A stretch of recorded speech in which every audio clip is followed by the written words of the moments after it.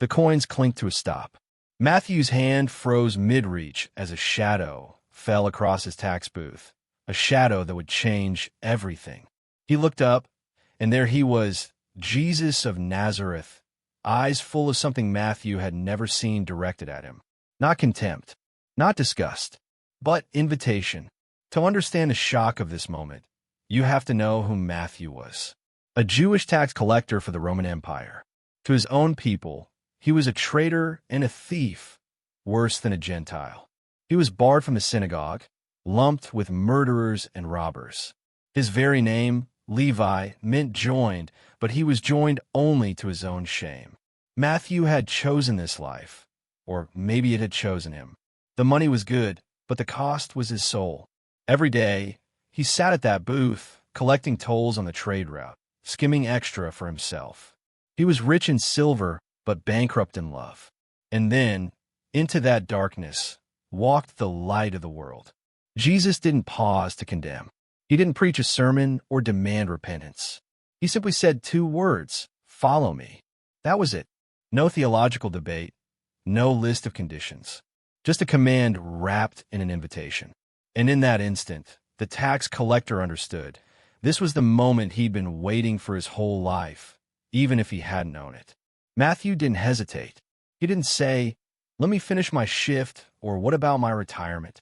He got up, left everything, the coins, the contracts, the security, and followed Jesus. The booth sat empty, a monument to a dead life. Matthew walked away from his past and into a future he could never have imagined. But the story doesn't end there. Matthew, overwhelmed by grace, did the only thing he knew to do. He threw a party. He invited all his old friends, the tax collectors, the sinners, the outcasts, to meet Jesus. He wanted everyone he knew to experience the same mercy that had found him. The house was packed with the kind of people religious folks avoided. But not everyone was celebrating. Outside, the Pharisees watched with narrowed eyes. They were the religious elite, the guardians of the law, and they were scandalized. How could this so-called rabbi eat with such people? They wouldn't even enter that house, lest they be defiled. So they pulled aside Jesus' disciples and asked, "Why does your teacher eat with tax collectors and sinners?" Jesus heard them.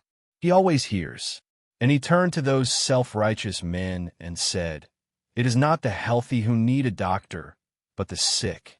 Then he quoted the prophet Hosea, "I desire mercy, not sacrifice." In one sentence, he dismantled their entire system. He wasn't there to congratulate the righteous. He was there to rescue the broken. And Matthew was living proof. Matthew's old life was built on taking. His new life would be built on giving. He would become one of the 12 apostles, a foundation stone of the church. And he would write the gospel that bears his name, a gospel that opens with a genealogy full of broken people, a gospel that emphasizes Jesus as the fulfillment of the law and the prophets, a gospel that ends with the Great Commission to go and make disciples of all nations. Tradition tells us Matthew carried the gospel to Ethiopia, Persia, and beyond. He who once extracted coins for Rome gave his life for a different kingdom.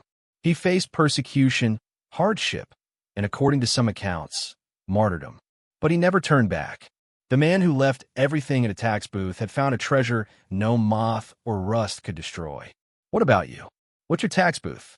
What's the thing you're clinging to that's keeping you from following Jesus fully? Maybe it's a career, a relationship, a grudge, a secret sin. Maybe it's just the fear of what others will think. Jesus is walking by your booth today. He's looking at you with the same eyes that looked at Matthew. And he's saying the same 2 words, "Follow me." Matthew's story proves that no one is beyond the reach of God's grace. The worst sinner can become the greatest saint. The outcast can become an apostle. The tax collector can become an evangelist. All it takes is a moment of surrender. So, will you leave your booth? Will you rise and follow? The feast is waiting, and the guest of honor has saved you a seat. What did this story teach you? Share your answer in the comments. Like this video, subscribe to Echoes of the Covenant, and share it with someone who needs this message.